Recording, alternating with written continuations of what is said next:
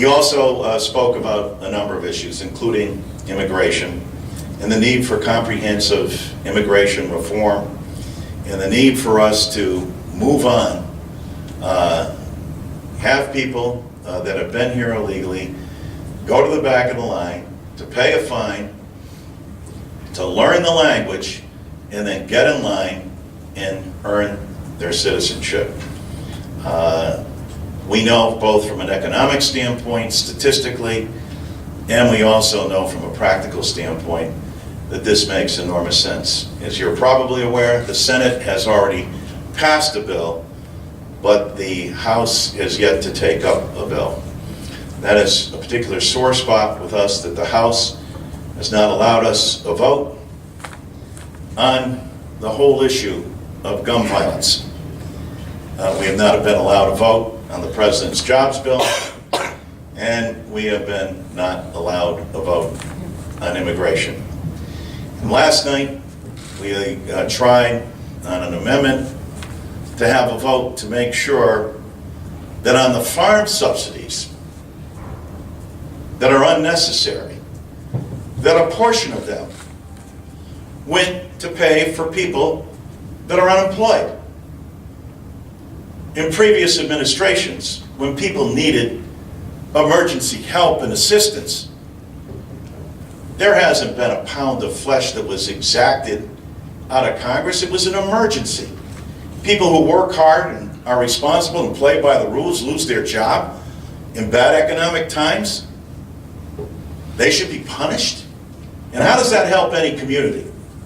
How does that help any economy? If the local people don't have the money to pay their taxes, to pay their mortgage, to buy their food at the groceries. So why wouldn't we extend unemployment benefits? It makes no sense. And why wouldn't we, if you insist on paying for it, okay. Why wouldn't you use the subsidies that are not needed? They go to big oil, they go to Wall Street, and in this case, they go to big agri. I'm not talking about small farmers here. We're talking about huge subsidies that are wasted, while Americans go without.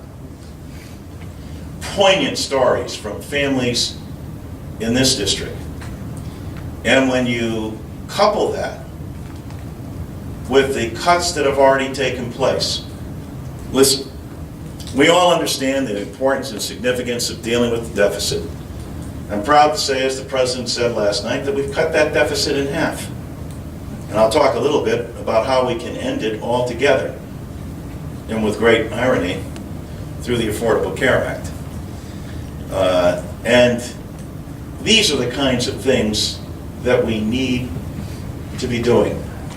Now, the President ended his speech, and if you heard it, and if you were there as I was to witness, and I don't know if on TV they showed the captain standing up, but what an incredible story.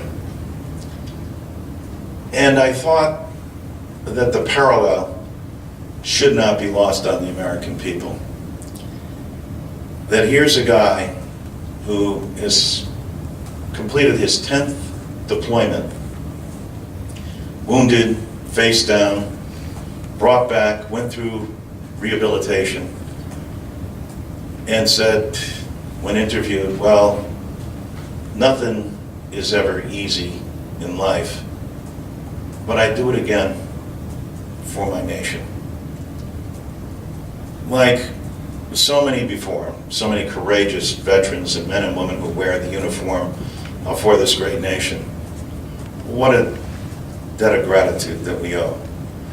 When he said that his progress has been steady, and that he continues where he couldn't walk, he's now walking, where he couldn't see completely, he sees out of one eye, where he's gaining greater faith, he says, and it's always a struggle, it's never easy, but we go on because we're Americans. And we're in a time that isn't easy. And I don't think the President overstated that last night. But we're also in a time that should be optimistic. The rest of the world wants to park its money here because the rest of the world knows what American citizens know. We are the most productive citizens on the face of the earth. That we have a way of life and equality with all of our warts and blemishes, with all of our disagreements, with all of the varying political constituencies.